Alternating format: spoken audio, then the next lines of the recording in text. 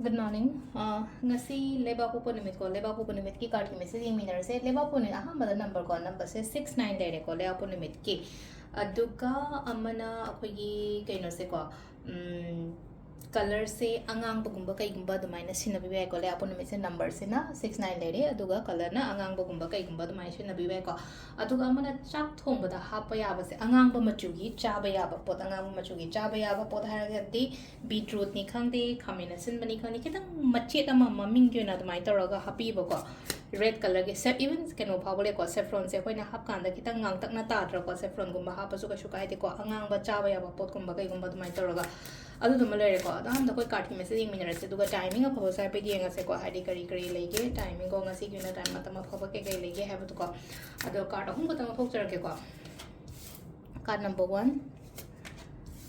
card number 2 card number 3 ko ahamba se khansira ani shuba khansira natraga ahum suba khansira ama khala se ko ahamba khan bangai yinga se ko first card khan bangai ki oina sida lai se ko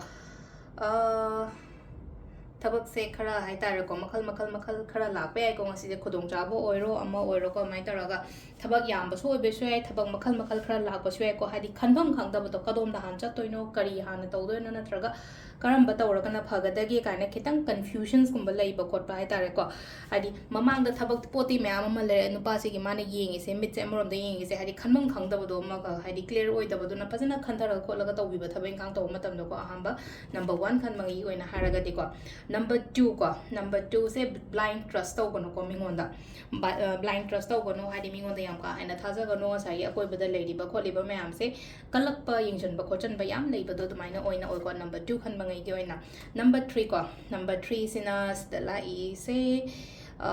kaino yam gani ko thabak su yam gani khudong chaba afaba sum la kani ko ngasi ge numit se ko thabak su yam gani haraga de amagi su yam na ba hari khud busy oi ba do yam na ngasi se hadi ko hadi khud chang da ba khota ba hai tar ko ngasai gi ma cycle ju thori ba khot su kaino ma pai der na pi se ma kha aduna cycle thobu jong sai khut jang ye de khut pai yo pot su kaino da ngan pot me am se ya ring hadi balance to roga chat na ba to bi ba si gi pot se da ko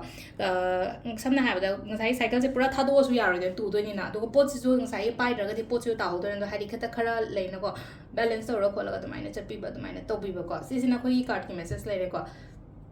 timing hai pe jeng se ko timing sne ki pung 3 ka mini yang kai hum doi da gi na pung 12 ka mini yang kai phawng le re ko ade gi mu pung 2 ka mini kuma pan dai na 3 ka mini ni pan phawng le re aduga ma nung da waram gi na 3 ka mini ni pan da gi na pung 8 ga minute pung ni pan ga 3 ka mini ni pan da gi na ni pan ga minute kuma pan phawng le ko nung da theng bai na 8 ka mini yang kai de na nong alam dai gi amma ga minute yang kai hum doi phawng le ko adu se sina ngasi gi oina afaba time ko adu se le re ko gi daily card message se ma'am thank you